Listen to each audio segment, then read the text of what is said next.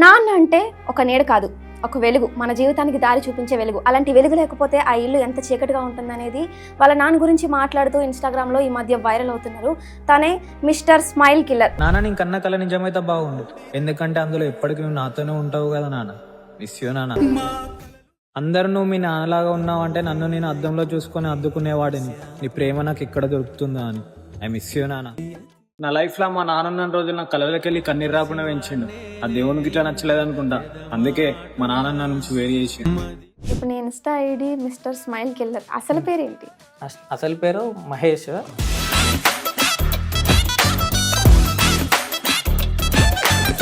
ఏంటి అసలు డాడీ గురించి? డాడీ డాడీ ఏమైంది, ఎలా జరిగింది? డాడీ అంటే నాకు చాలా ఇష్టం. ఫోన్ మాట్లాడుతూ సీరియస్ అయ్యి హార్ట్ అటాక్ వచ్చింది. హార్ట్ తట్టుకొని తర్వాత బ్రెయిన్ కొట్టేసింది.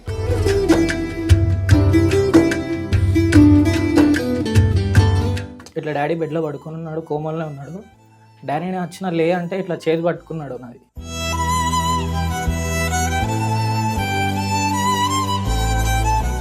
మీ ఊర్లో ఎవరు లేరా నువ్వు తప్ప ఇలా కొంచెం ఫేమ్ అయిన వాళ్ళు? అచ్యుత్ నాన్న ఒక అన్న ఉంటాడు, అన్న ఇన్ఫ్లుయెన్సర్, ఓన్ బ్రదర్ కన్నా ఎక్కువ చూసుకుంటాడు.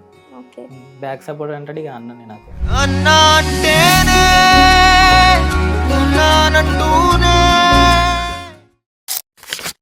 నమస్తే, వెల్కమ్ టు అవర్ ఛానల్. నేను మీ విజయ.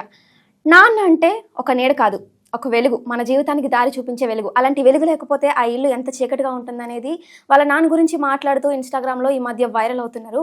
తనే mister smile killer. So late చేయకుండా అసలు ఏం జరిగింది అనేది తనతో మాట్లాడి తెలుసుకుందాం. నమస్తే. నమస్తే. ఫస్ట్ అసలు ఏంటి అసలు డాడీ గురించి? డాడీ డాడీ ఏమైంది, ఎలా జరిగింది? డాడీ అంటే నాకు చాలా ఇష్టం. మాకు ఒక టిఫిన్ సెంటర్ ఉండేది అన్నట్టు. ఓకే. డాడీ చిన్నప్పటి నుంచి అనేవాడు, నీకు చదువుకుంటే చదువుకో లేకపోతే లేదని. నేను స్టడీ చేశాను, మధ్యలో డిప్లొమాలో ఆపేశాను. తర్వాత ఫ్యూచర్లో నువ్వేం వర్క్ చేయకు, ఇంట్లోనే ఉండని. చిన్నప్పటి నుంచి నాకు ఏం కష్టం రాకుండా చూసుకోండు. ఓకే. ఏం కష్టం రాకుండా చూసుకోండి, ఇంట్లోనే ఉండి అన్నీ చూసుకునేటోడు, ఏది అడుగుతుంది కొనిచ్చేవాడు. సడన్గా నేను ఇట్లా హైదరాబాద్లో ఉన్నాను, మాది జగిత్యాల ఉన్నట్టు. ఎక్కడన్నా? జగిత్యాల దగ్గర కురుట్ల. ఓకే. అయితే డాడీకి ఇలా నార్మల్గా ఫోన్ వచ్చిందట. ఫోన్ మాట్లాడుతూ సీరియస్ అయ్యి హార్ట్ అటాక్ వచ్చింది. హార్ట్ తట్టుకొని తర్వాత బ్రెయిన్ కొట్టేసింది. బ్రెయిన్ స్ట్రోక్ వచ్చి పడిపోయాడు. మీతో మాట్లాడుతున్నా? లే, నార్మల్గా వేరే వాళ్ళతో. తర్వాత కరీంనగర్కి తీసుకొచ్చారు. కరీంనగర్ హాస్పిటల్లో అడ్మిట్ చేశాక కోమాలోకి వెళ్ళడం తెలిసింది. ఓకే. ఆఫ్టర్ నేను హైదరాబాద్ నుంచి వచ్చేసాను. వచ్చినాక ఇట్లా డాడీ బెడ్లో పడుకొని ఉన్నాడు, కోమాలోనే ఉన్నాడు. డాడీని వచ్చిన లే అంటే ఇట్లా చేతి పట్టుకున్నాడు నాది. కోమాలనే ఉన్నాడు, చేతి కూడా మొదలు పెడతలేడు. ఓకే. చేతి కూడా మొదలు పెడతలేడు. చాలా బాగా అనిపించింది. నువ్వు ఒక్కడవే కొడుకువా? అన్న ఉన్నాడు, బట్ మ్యారీడ్. ఓకే. ఆ టైంలో మా దగ్గర మనీ లేవు.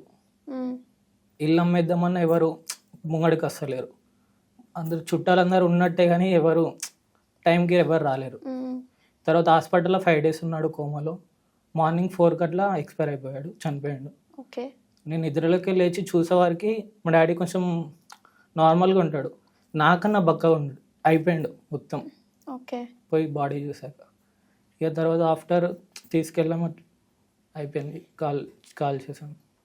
అంటే ఇప్పుడు ఎవరు? అమ్మ? నువ్వు? అమ్మ ఒకతే. అమ్మని నేనే చూసుకుంటాను. అన్నయ్య? అన్నయ్య మ్యారీడ్. అంటే మిమ్మల్ని పట్టించుకోరా? పట్టించుకుంటాడు, బట్ ఇక వాళ్ళే కొంచెం పర్సనల్ ప్రాబ్లమ్స్ ఉన్నాయి. వదిన కొంచెం ప్రెగ్నెంట్ ఉంది. సెపరేట్ ఉంటారా? సపరేట్ ఉంటారు. వాళ్ళే కొంచెం ఫైనాన్షియల్ ఇష్యూస్ ఉన్నాయి.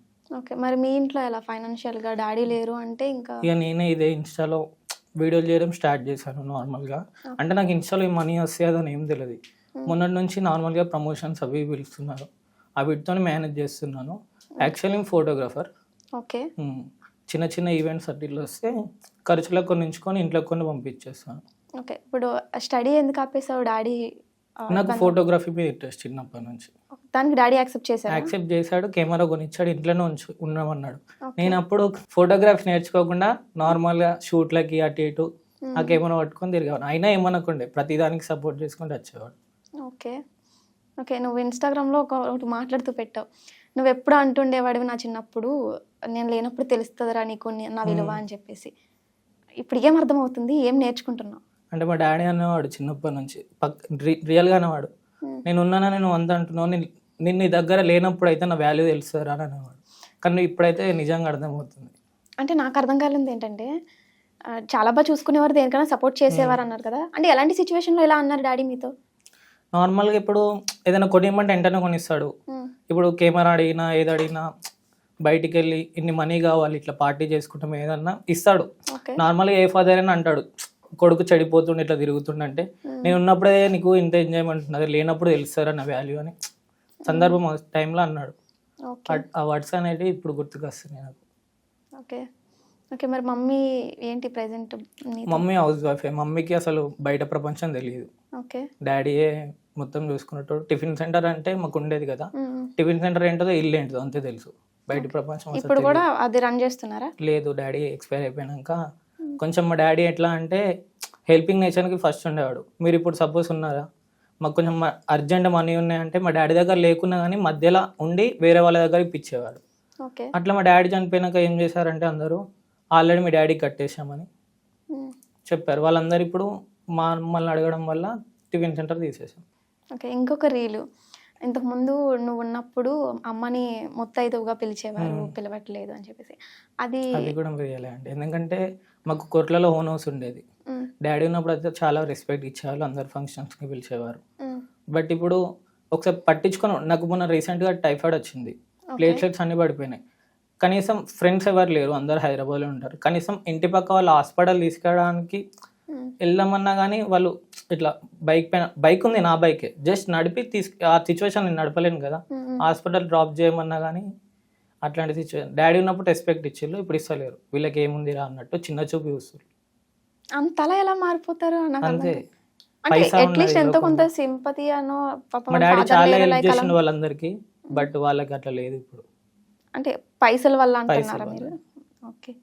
ఇప్పుడు నువ్వు హైదరాబాద్లో ఉంటున్నావు, అమ్మ అక్కడే ఉంటున్నారా? అమ్మ మా మామయ్య దగ్గర ఉంటుంది, మమ్మీ వాళ్ళ చిన్న తమ్ముని దగ్గర ఉంటుంది. నీకు నమ్మకం ఉందా వాళ్ళు మంచిగా చూసుకుంటున్నారా అమ్మని అని? నమ్మకం ఉంది. ఓకే. ఇప్పుడు డాడీ ఉన్నప్పుడు విలువ తెలియలేదు, ఇప్పుడు తెలిసింది అంటున్నావు. ఇప్పుడు మమ్మీని కూడా దూరంగా పెట్టేసి? లేదు, డాడీ చనిపోయినాక నుంచి మమ్మీకి ఏది కావాలంటే అది కొనిస్తా. ఓకే. ఇప్పటికి మంచిగా చూసుకుంటున్నాను. నాకు సేవింగ్స్ ఒక 50 రూపీస్ వస్తే 25 రూపీస్ మమ్మీకి ఇచ్చినాకనే ఇంకో 25 రూపీస్ నా కోసం ఖర్చు పెట్టుకుంటాను. ఓకే. ఓకే. ఓకే. కొంచెం ఇంట్లో డాడీ ఉన్నప్పుడు మమ్మీ డాడీ వాళ్ళ బాండింగ్ ఎలా ఉండేది? బాగుండేది, చాలా బాగుండేది. వాళ్ళిద్దరూ ఎలాంటి నార్మల్గా చిన్న చిన్న ఇష్యూస్ అయితే ఎలాంటివి వచ్చినా నా పైకి అయితే రానిపో, నేను తినకుండా అలిగి వండుకున్నా కానీ మా మమ్మీ వాడు తినకపోని అని కోపంలో అంటాడు. మా డాడీ అయినా నన్ను లేపి తినిపించి పండబెట్టేటోడు, మస్తు కేరింగ్గా చూసుకునేటోడు. అంటే నువ్వే తట్టుకోలేకపోతున్నావు కదా, మీ మమ్మీ ఇంకా ఆ ప్రేమ పెయిన్ఫుల్ ఉంటుంది మమ్మీకి. మమ్మీ డాడీ చనిపోయిన ఒక 11 years గమనించిన, మార్నింగ్ 3 o'clock 4 o'clock నిద్రలకే లేచి ఏడిచేది. నిద్రలకే లేచి ఏడితే మేము పక్కన పడుకుంటాం కదా, లేచి ఇట్లా ఎందుకు మమ్మీ ఏడుస్తున్నావు అని ఇట్లా ఎంత ఆపినా ఇక వాళ్ళకి పెయిన్ ఉంటుంది కదా. మేమంటే ఇప్పుడు నాకు 24 years మొన్న వాళ్ళు ఇప్పటి నుంచో పెళ్ళై మా తండ్రి కొడుకుల కంటే భార్య భర్తలకు ఎక్కువ బాండ్ ఉంటుంది. అవునవును. అట్లా వాళ్ళకి ఇంకెక్కువ పెయిన్ ఉంటుంది. ఓకే. మరి ఇలాంటి సిచ్యువేషన్లో మీ అన్నయ్య ఎందుకు సెపరేట్ అయిపోయి, ఎంత సిచ్యువేషన్స్ బాగోకపోయినా అమ్మ ఒక్కరే అయిపోయారు కదా? కొంచెం ఫైనాన్షియల్ కొంచెం ఇష్యూ ఉంది. అన్నయ్య ఇప్పుడు జాబ్ చేస్తుండే 18,000కి అంతే, మళ్ళీ అందులో వదిన ప్రెగ్నెంట్తో ఉంది. అవును. ఇప్పుడు ఎంత ఫైనాన్షియల్గా ఇస్తే ఉన్నా అమ్మ అంత భారం అయిపోదు కదా. ఇప్పుడు మావయ్య వాళ్ళ దగ్గర పెట్టడం కన్నా నేనే ఉండమని చెప్పాను. ఏంటి నువ్వు ఏదో దాస్తున్నావు? ఏం లేదు, నేనే ఉండమని చెప్పాను, ఎందుకంటే వాళ్ళకి ఇబ్బంది కావద్దని. నార్మల్గా పెళ్ళి అయితే మా అన్న కరెక్టే ఉన్నా కానీ వాళ్ళ మమ్మీ సైడ్ వాళ్ళు అయినా చిన్న చిన్న ఇష్యూస్ అవుతాయి కదా. మీ చిన్న కొడుకున్నాడు కదా, వాళ్ళ దగ్గర ఉండాలి. సేమ్ ఇదే ఇలానే మావయ్య వాళ్ళ విషయంలో ఎందుకు ఆలోచించలేదు నువ్వు? వాళ్ళు మంచిగా చూసుకుంటారు. మా డాడీ తర్వాత నమ్మకం అంటే ఇక కేర్ చేసే వాళ్ళంతా వాళ్ళని వాళ్ళ దగ్గర ఉండమని చెప్పాను. ఓకే. ఇప్పుడు నీకేమన్నా ప్లాన్స్ ఉన్నాయా అమ్మని కూడా ఇక్కడికి హైదరాబాద్, అంటే నువ్వు ఇక్కడ సెటిల్ అవ్వాలి? ఫ్యూచర్లో మ్యారేజ్ అయితే తీసుకొచ్చుకొని నా దగ్గర ఉంచుకుంటాను. ఓకే. అప్పుడు మరి మీకు మిస్అండర్స్టాండింగ్స్ అప్పుడు మీకు అనిపించదా? అంటే మీ అన్ని సైడ్ ఆలోచించారు కదా. మ్యారేజ్ చేసుకున్న అమ్మాయినన్నా ఇలా కొడతా కానీ అమ్మని మాత్రం వదిలిపెట్టు, ఎందుకంటే నేను డాడీ కోల్పోయి ఎంత సఫర్ అవుతున్నాను. ఎందుకంటే మమ్మీని కూడా పోగొట్టుకుని ఇప్పుడు నేను ఉండేందుకు ఇక లోకం వచ్చిందే వాళ్ళ కోసం. నేను ఇప్పుడు డాడీ ఉన్నప్పుడు అంతా నేను పట్టించుకోకపో, ఏదంటే అది కొనిస్తుండే కదా అని విచ్చలు విడిగా తిరగటం. ఇప్పుడు డాడీ లేడు కాబట్టి నాకు ఆ పెయిన్ అర్థమవుతుంది. ఇప్పుడు మమ్మీ కూడా వెళ్ళిపోతే ఇప్పటికే ఎవరు పట్టించుకుంటలేరు నన్ను, డాడీ లేకపోతే. మమ్మీ కూడా లేకపోతే ఎవరు పట్టించుకుంటారు, నేను ఉండేందుకు. చాలా చూసినట్టున్నా, చాలా తెలుసుకున్నట్టున్నా. లైఫ్లో చాలా స్ట్రగుల్స్ చేసినాను చిన్న వయసులోనే. ఇప్పుడు ఆ మూమెంట్ని మీరు ఎలా హ్యాండిల్ చేశారు? ఫైనాన్షియల్గా అసలు డబ్బులు లేవు, ఇచ్చేవాళ్ళు ఎవరు లేరు, ఇంటి దగ్గర వాళ్ళు కూడా ఎవరు సపోర్ట్ చేయట్లేదు. 2 homes ఉన్నాయి, గోదావరికంలో ఒకటి ఉంది, ఓకే, కోర్టులలో ఒకటి ఉంది, అక్కడిది ఇల్లు కుదబెట్టాం. ఓకే. రీసెంట్గా మా అన్న అప్పు తీర్చేశాడు, తీర్చేసి ఇక మా అన్న పేరు మీద చేసేసుకున్నాడు ఆ హోమ్. ఓకే. ఇప్పుడు మీకంటూ ఉందా ఉంది, ఒకటి ఓన్ హౌస్? కోర్టులలో ఉంది. ఓకే. ఎక్కడ? కోర్టులో, జగిత్యాల దగ్గర కోర్టులో. మా అన్నకి వచ్చేసి గోదావరిఖాన్లో ఉంది. ఓకే. ఓకే. ఓకే. మరి 24 ఇయర్స్ అంటున్నావు, నీ మ్యారేజ్ ప్లానింగ్? ఇప్పుడైతే అట్లా ఏం లేదు, ఎందుకంటే నాకు ఒక వైఫ్ వచ్చినాక కూడా మా మమ్మీ నాకు మధ్యలో దూరం పెరగచ్చు. నేను అనేది ఒక లైఫ్లో సెటిల్ కావాలి, సెటిల్ అయినాక అప్పుడు చేసుకుందామని ఆగిన. ఓకే. మరి స్టడీ ఏమో ఆపేసావు, ఫైనాన్షియల్గా ఎలా సెటిల్ అవుదామని, ఏం చేద్దామని? ఇప్పుడు నేను జాబ్ చేస్తున్నాను, ఏం జాబ్? Graphic designer. ఓకే. ఓకేనా? మంచిగా. ఓకే. ఇంకా ప్రమోషన్స్ కూడా చేస్తున్నాను కాబట్టి సైడ్ ఇన్కమ్ వస్తుంది. బట్ ఇప్పుడైతే ఓకే, బాగున్నాను.